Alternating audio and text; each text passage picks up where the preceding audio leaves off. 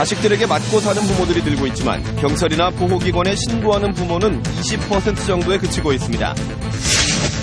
맞는 부모를 위한 보호와 치료 기관이 부족해 학대, 악순환이 이어지고 있다는 지적입니다.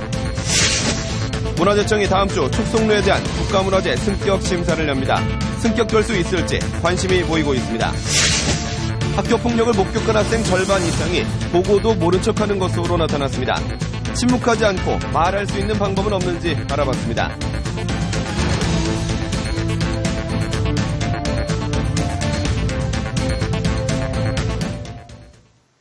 안녕하십니까. 이어서 경남 소식입니다. 요즘 자식들에게 매맞고 사는 부모들이 늘고 있습니다. 지난해에만 이런 노인 학대가 3천여 건이 신고됐는데 경찰이나 보호기관에 신고하는 부모는 10명 중 겨우 2명에 그치고 있습니다. 김현준 기자의 보도입니다. 경남의 한 요양병원. 67살 김모 할머니가 보조기에 의지해 겨우 걸음을 뗍니다. 지난 봄 30대 아들에게 폭행당해 갈비뼈까지 부러지면서 2달째 치료를 받고 있는 겁니다. 1년 넘게 아들에게 맞아왔지만 할머니는 경찰은 물론 어디에도 얘기조차 못했습니다.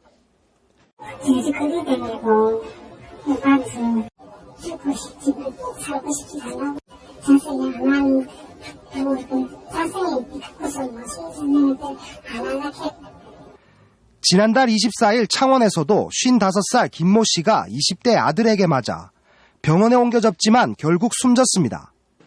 경찰 조사 결과 김 씨는 아들에게 폭행을 당하다 머리를 다쳐 숨진 것으로 드러났습니다. 지난해 신고된 노인 학대는 3,500여 건인데 피해 노인 10명 가운데 6명은 자식이나 손주에게 당한 것으로 나타났습니다. 하지만 자식들에게 학대를 당하고도 경찰이나 보호기관에 신고하는 부모는 10명 가운데 2명 수준에 그치고 있습니다. 대부분의 부모들은 자식들에게 맞고도 숨기는 경우가 더 많습니다. 노인들이 자신들이 범죄 피해자라는 사실을 인식하지 못하고 또 그러한 부분들을 수치심을 갖게 되고 집안에서의 어떤 폭행이 은폐되고 감추어지고 있습니다. 그것이 장기화되면 더 큰 상황으로 부모들은 학대당하고도 자식의 잘못을 가슴에 묻은 채 남몰래 고통받고 있습니다. KBS 뉴스 김현준입니다. 자녀에게 맞는 부모는 따로 보호받으면서 치료받는 게 무엇보다 중요한데요. 이런 시설은 경남 전체에 한 곳뿐인데다 때린 자녀에 대한 처벌이나 교육도 강제할 수가 없어서 또다시 학대가 계속되는 악순환이 이어지고 있습니다. 차주화 기자가 취재했습니다. 80이 넘은 할머니 2명이 다도를 배우려 온돌방에 둘러앉았습니다. 따뜻한 차를 따르며 도란도란 이야기를 나누는 사이 가슴에 쌓인 시름도 함께 덜어냅니다. 자식에게 폭행당한 노인들이 지내는 쉼터입니다. 아들하고 살 때는 세월이 그리 길더만은 뭐 달카비려고만 어느 며느리가 어느 아들에게 이렇게 해서는 잠때 된 게 참 주고 밥에서로 반찬 집이 막 그래서 주고 길게는 넉 달 동안 쉼터에 머물면서 병원 치료와 심리 치료를 받습니다. 하지만 이렇게 별도로 보호받는 피해 노인은 극소수. 학대받은 노인들을 보호하고 치료하는 이런 전용 쉼터는 16개 광역시도마다 한 곳에 그치고 있어 부족한 실정입니다. 수용 인원도 쉼터당 불과 5명뿐입니다. 자녀에게 학대당한 부모가 신고해도 대부분 상담 서비스를 받는 데 그치고 때린 자녀와 떨어져 보호받는 경우는 3.3%에 불과합니다. 재발을 막으려면 때린 자녀에게도 심리치료와 교육이 필요하지만 이를 강제할 법 규정은 없습니다. 격리나 이런 부분들도 어려운 현실이라고 봐야 되겠습니다. 그리고 어르신이나 가해자에 대한 교육과 이런 상담. 자녀에게 맞은 부모 절반은 집으로 돌아가 때린 자녀와 함께 지내는 상황. 맞고 사는 부모를 위한 시설 마련과 학대 방지 대책이 시급합니다. KBS 뉴스 차주합니다. 다음 소식입니다. 문화재청이 다음 주 촉송로에 대한 국가문화재 승격 심사를 엽니다. 촉송로가 폭격으로 인해 국보에서 강등된 지 64년 만에 다시 승격될 수 있을지 이목이 모이고 있습니다. 송현준 기자가 보도합니다. 지난 1950년 한국전쟁 당시 미군의 폭격으로 소실돼 국보의 지위를 잃었던 촉송로. 지난 1960년 국민들이 대대적으로 성금 모금까지 하고 당시 네로라는 장인들이 참여해 촉성루를 복원했지만 여전히 지방문화재 자료로 격화되어 있습니다. 촉성루가 과연 국가지정문화재인 보물로 지정될지 다음 주 결정됩니다. 문화재청 문화재위원회가 경상남도의 신청에 따라 오는 18일 회의를 할 예정입니다. 지방문화재에서 국가지정문화재로 승격이 가능한 것인가, 여기에 대한 학술적, 역사적, 이론적 배경에 대해서 심의를 하고 타당성 여부를 결정하는 곳입니다. 촉성루가 복원된 지 오래되지 않았다는 점과 원형대로 복원되지 않았다는 지적은 여전히 불씨로 작용될 전망입니다. 문화재로서의 가치는 또 국민들이나 우리 시민들이 가지는 어떤 상징적인 그런 의미도 크기 때문에 저희들이 이제 그런 열의를 반영해 달라고. 심사위원 10명의 만장일치로 승격 여부를 결정하는 것이 관행이기 때문에 최종 결정이 다음 달로 미뤄질 수도 있습니다. 촉성루가 국보에서 해제된 지 약 60년. 60년 만에 촉성루와 진주의 자존심을 회복할 수 있을지 심의 결과에 관심이 모이고 있습니다. KBS 뉴스 송현준입니다. 학교 폭력을 목격한 학생의 절반 이상이 폭력을 보고도 모른 척하는 것으로 나타났습니다. 침묵하는 학생들이 이제는 말할 수 있는 교육 현장 분위기가 중요해지고 있습니다. 김소영 기자의 보도입니다. 중고생들이 많이 찾는 식당에 고등학생 4명이 자리를 잡았습니다. 바로 옆자리에서는 실업 연기자 1명이 옆에 앉은 다른 연기자를 때리고 잠시 뒤 또 다른 연기자가 폭행에 동참합니다. 2명이 번갈아 가며 1명을 폭행하는 상황. 옆자리에 앉은 학생 4명의 반응은 어떨까?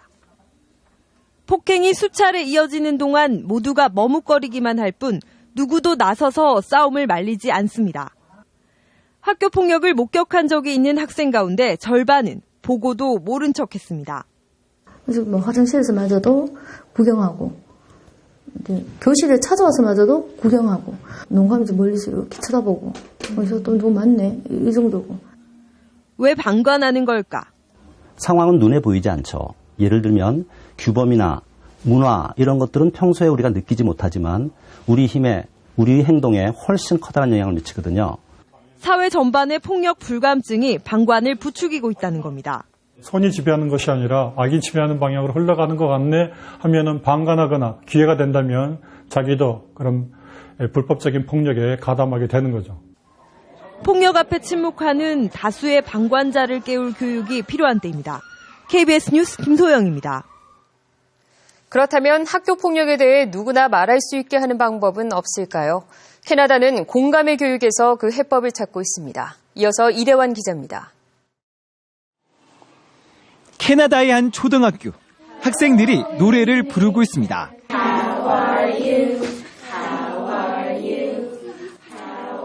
교실에 초대된 아기는 태어난 지 갓 6개월이 지난 네이트.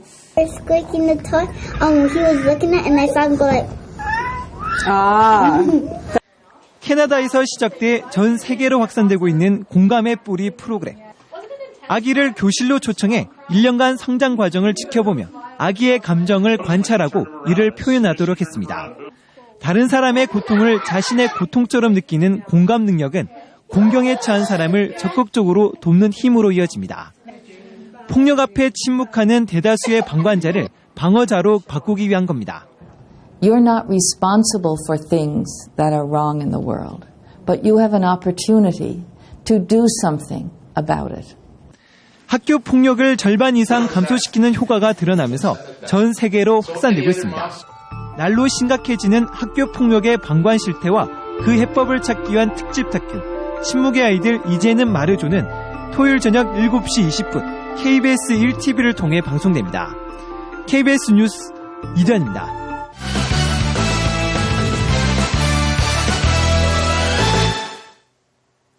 창원시와 인천국제공항공사가 오늘 창원시청에서 관광산업 진흥을 위한 업무 협약을 체결했습니다. 창원시는 앞으로 인천공항 이용 관광객을 대상으로 창원시의 관광 상품을 홍보하고 인천공항까지 직통 버스 노선 증설을 검토하는 등 내년 2월까지 구체적인 실행 계획을 마련하기로 했습니다. 늦은 밤까지 먹거리와 쇼핑을 즐길 수 있는 창원 상남시장 대끼리 야시장이 오늘 문을 열었습니다.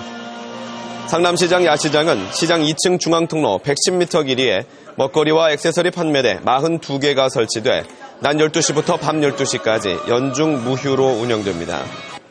상남시장은 지난 3월 중소기업청으로부터 장보기와 문화체험, 관광이 어우러진 문화관광형 시장으로 선정됐습니다. 경상남도 자원봉사자들이 올 한 해를 결산하는 봉사자 대회를 오늘 경남 도민홀에서 열었습니다. 자원봉사자 700명이 참석한 오늘 대회에서는 봉사유공자의 표창이 전달돼 경남 봉사미회 이순재 씨가 대통령상을, 최윤철 하동군 자원봉사협의 회장과 적십자사 김해시 지구협의회, 함양군 정구상 씨, 신협 경남본부가 도지사상을 받았습니다. 또 김해시가 행정자치부 자원봉사센터 평가에서 1위를 차지해 장관상을 받았습니다. 경상남도는 어제 오후 5시쯤 양산시의 닭 오리 농장에서 조류 인플루엔자 의심 신고가 접수됐다고 밝혔습니다. 경상남도는 이 농장에서 키우던 닭 20마리와 오빌 400마리 가운데 닭 2마리가 죽은 채 발견됐으며 폐사한 닭은 간이 검사에서 양성으로 판정됐다고 설명했습니다. 고병원성인지 여부는 이르면 내일쯤 나올 예정이며 경상남도는 닭과 오리 420마리를 모두 예방 살처분했습니다.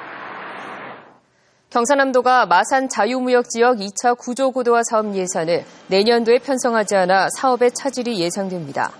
마산 자유무역지역관리원은 우선 국비를 투입해 공사를 진행하고 있지만 국비는 내년 8월쯤 소진될 것으로 예상돼 이후 공사 중단 등 관련 사업이 계획대로 추진되기는 어려울 것으로 전망했습니다.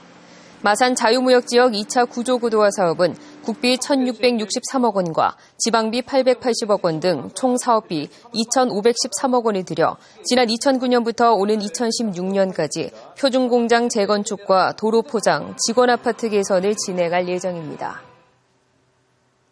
마산 동부경찰서는 고금리 대출을 저금리 대출로 바꿔준다고 속여 40여 명에게서 수억 원을 가로챈 혐의로 대출 사기단 중국 총책임자 43살 김모 씨와 국내에서 대출 정보를 빼돌린 43살 주모 씨 등 10명을 검거했습니다. 김 씨는 중국 지린성에 본부를 두고 지난 9월부터 2달 동안 제2금융권을 사칭해 고금리 대출을 저금리 대출로 바꿔준다고 속여 42명으로부터 2억 6천여만 원을 가로챈 혐의를 받고 있습니다. 해군 군수사령부는 오늘 진해 기지 내의 정비창 본관에 해군 창설의 주역 가운데 한 명인 고 한갑수 제독의 흉상을 세웠습니다. 한갑수 제독은 기관병 출신으로 제7대 정비창장을 역임하는 등 많은 업적을 남겼습니다. 경남 소식이었습니다.